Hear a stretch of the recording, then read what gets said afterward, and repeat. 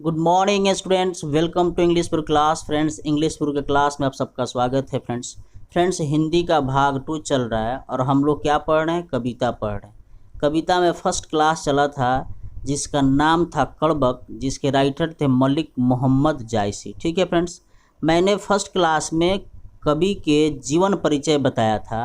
इसके साथ साथ मैंने आपको बताया था कि कवि का जो यह कविता है जो रची हुई है उसका मैंने पूरा कविता का सारांश बताया था। और मैंने आपसे ये भी बताया था कि अगले दिन क्लास में, सेकेंड क्लास में, हम इसको लाइन बाय लाइन कविता को पढ़कर इसका हिंदी और भावार्थ नीचे लिखकर आपको बताएंगे। तो चलिए फ्रेंड्स, आज की क्लास हम लोग शुरू करते हैं। कड़बक का जो सेकेंड क्लास होने वाला है जिसके राइटर मलिक मोहम्मद जायसी हैं। तो देखिए, फर्स्ट लाइन मैं आपको पढ़ कर सुना रहा हूँ और आप अभी तक क्लास को ज्वाइन नहीं किए थे तो आपसे रिक्वेस्ट है कि आप इस क्लास को ज्वाइन कर लीजिए, ताकि आपका 100 मार्क्स का Hindi Bihar board 12th class का सिलेबस प्लस 100 मार्क्स का इंग्लिश बिहार बोर्ड का आप कंप्लीट कर सके। इस इंग्लिश पुर के चैनल को ज्वाइन कर लीजिए फ्रेंड्स, ठीक है ना। देखिए, लिखा हुआ है, एक नैन कवि मोहम्मद गुनी, सोई बिमोहा जई कवि सुनी। माने कहते हैं मलिक मोहम्मद जायसी कि कवि एक ही नैन के हैं लेकिन काव्य को सुने हैं और काव्य को समझे हैं। सोई विमोहा जय कवि सुनी, जिसने भी काव्य को सुना वह मंत्र मुग्ध हो गया, मतलब मोहित हो गया। चांद जईस जग विधि अवतारा, दीन कलंक किन उजियारा।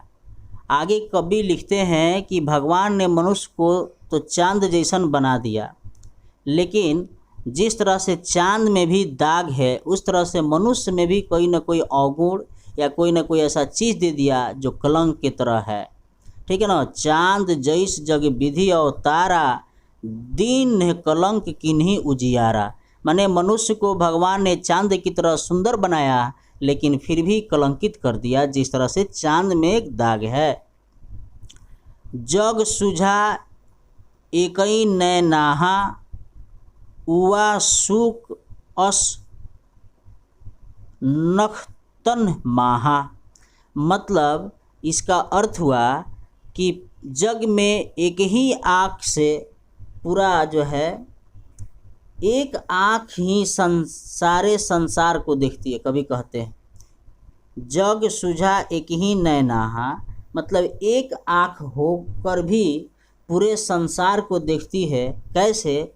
जैसे नक्षत्रों के बीच में शुक्र तारे के समान है। ठीक है ना फ्रेंड्स, जैसे नक्षत्रों के बीच में शुक्र जो है तारे के समान चमकता है, दिखता है। जौ लही अम्बही डाभ न होई, तौ लही सुगंध बसाई न सोई। ठीक है ना फ्रेंड्स, मतलब जब तक जो है आम में डाभ नहीं लगेगा, डाभ का मतलब मंजर से है, मंजर माने मजरी, जिसमें मोजर आप कहते हैं अपने भाषा में, तो वही कह रहे हैं जब तक आम के पेड़ में डाभ नहीं लगेगा तो लही सुगंध बसाई न सोई, तब तक वह आम के पेड़ सुगंधित नहीं होगा और मंजर सुगंधित नहीं होगा। ठीक है फ्रेंड्स। किन्ह समुद्र पानी जो खारा, तो अति भयहु असुझ अपारा। आगे कवि लिखते हैं कि समुद्र का पानी खारा ना हुआ होता तो आज इस तरह से इसकी अपार, मतलब दुनिया में इसकी अपार ख्याति नहीं होती, क्योंकि वह समुद्र जो है खारा होने पर ही पहचाना जाता है। इसकी असुझ है, मतलब आज तक इस चीज़ को सूझ लोग समझ नहीं पाए हैं। अगर वह मीठे जल की तरह झील बन जाता, तालाब बन जाता, तो इसकी अपार शक्ति आज तक नहीं हो पाती। ठीक है फ्रेंड्स।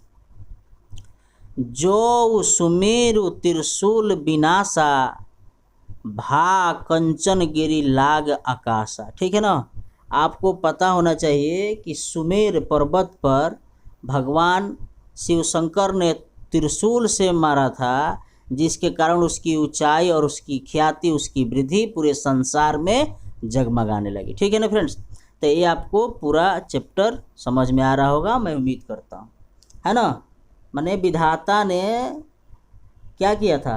शिव ने सुमेर को त्रिशूल से नष्ट कर डाला, है ना, वह कंचनगिरी बनकर आकाश को छूने लगा था। ठीक है, ये आकाश को छूने लगा था। अब आइए चलते हैं, आगे लिखा है जौ लही घड़ी कलंक न पारा। घड़ी का मतलब होता है बर्तन, है ना, घड़ी का मतलब होता है बर्तन, है ना। तो लिखा हुआ है जौ लही घड़ी कलंक न पारा, कांच होई नहीं कंचन कारा।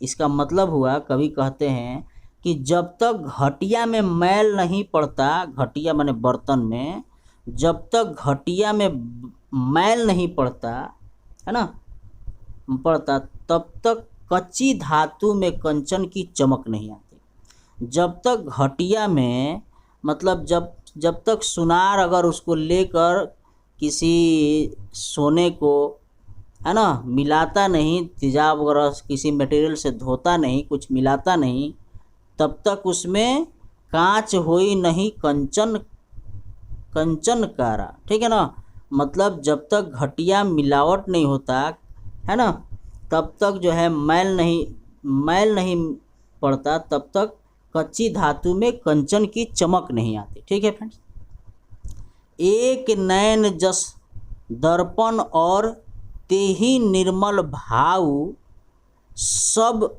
रूपवंत गाही मुख जो वही कही कई चाऊ। ठीक है ना, एक नैन जस दर्पण और तेहि निर्मल भाव, सब रूपवंत गाही मुख जो वही कई चाऊ। इसका मतलब आप समझ लीजिए, इसका मतलब कवि कहना चाहते हैं कि एक नेत्र दर्पण के समान है। एक नेत्र किसके समान है? दर्पण के समान है। उसका भाव बहुत निर्मल है। ठीक है ना फ्रेंड्स, स्वयं तो वह कुरूप ही है, पर सब रूपवान उसके पांव पकड़कर चाव से उसका मुंह जो होते हैं। ठीक है ना, सब जो है उसका पांव पकड़कर चाव से मुंह जो होते हैं। तो मैं उम्मीद करता हूं कि आपका पूरा भावार्थ समझ में आ गया होगा। अगर आपको कहीं दिक्कत है तो इसका भावार्थ मैंने यहाँ लिख दिया है। चलिए फ्रेंड्स, आगे आज की क्लास में हम लोग देख लेते हैं। मोहम्मद यही कवि जोरी सुनावा, सुना सो पेम पीर गा पावा। लिखा है, माने मोहम्मद कवि ने यह काव्य रच कर सुनाया। मोहम्मद ने कवि ने यह काव्य को क्या किया है? रच कर सुनाया है, और वही प्रेम की पीड़ा पा गया है। ठीक है ना, माने जिसने भी सुना है वह प्रेम पा गया है। ठीक है ना, जोरी लाई रकत कैन ले, गाढ़ी प्रीति नैन जल भेई। ठीक है ना, मतलब इस प्रेम के कथा को रक्त की लेही लगाकर जोड़ा गया है। इस प्रेम की कथा को रक्त की लेही लगाकर जोड़ा गया है। इसकी गाढ़ी प्रीति को आंसुओं से भिगोया गया है। ठीक है ना, नैन का मतलब क्या होता है? आंसू। इसकी गाढ़ी प्रीति को आंसुओं से भिगोया गया है। ठीक है ना, अब आगे चलते हैं। और मन जात जानी कबित अस्किन्हा, मकु यह रहे जगत मह चिन्हा। है ना, आइए फिर से और मन जानी कबित अस्किन्हा, मकु यह रहे जगत मह चिन्हा। यहाँ कहना चाहते हैं कि मन में यह समझकर ऐसा कवित रचा है कि शायद जगत में यही निशानी बची रह जाएगी। ठीक है ना, जगत में शायद यही निशानी बची रह जाएगी। ठीक है फ्रेंड्स, आगे लिखते हैं, कहाँ सौ रत्नसेन अस राजा। है ना, याद कीजिए, अब कहाँ है वह रत्नसेन राजा, है ना, ऐसा राजा। कहाँ सौ रत्नसेन अस राजा, कहाँ है अब वह रत्नसेन राजा। कहाँ सुआ असी बुद्धि उपराजा, कहाँ है वह सुगा जो ऐसे बुद्धि लेकर जन्मा था, है ना, उपराजा। कहाँ अलाउद्दीन सुल्तानू, कहाँ है अलाउद्दीन सुल्तान, है ना। कहाँ राघो जैकिन बस बखानू, ठीक है ना। कहाँ है वह राघव चेतन जिसने पद्मावती का शाह से बखान किया था। ठीक है ना फ्रेंड्स, मैं उम्मीद करता हूँ आपको अच्छा लग रहा होगा। बखानो, कहाँ शुरू पद्मावती रानी, मतलब कहाँ है वह राघव सुल्तान जिसने पद्मावती की रूप का बखान किया था। कोई न रहा जग रही कहानी, कोई नहीं रहा जग में उसकी सिर्फ कहानी रह गई। धनी सो पुरुष जमी जस कीर्ति जासु, फूल मरे पै मरे न बासु। इसको ध्यान में रखिए, मतलब कि फूल झड़कर नष्ट हो जाते हैं पर उसकी कृति सुगंध की तरह पीछे रह जाती है। फूल जो है झड़कर क्या हो जाते हैं, नष्ट हो जाते हैं, पर उसकी कृति जो है क्या हो जाती है, रह जाती है। आगे लिखते हैं, के न जगत जस बेंचा कोई न लीन जस मोल। ठीक है ना।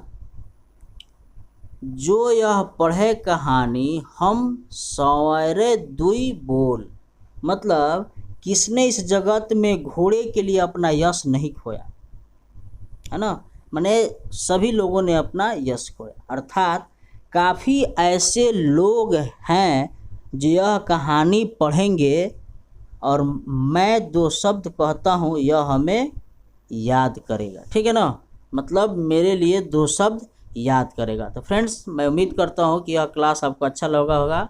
इसका भावार्थ मैंने यहाँ लिख दिया है, आप यहाँ देख सकते हैं फ्रेंड्स।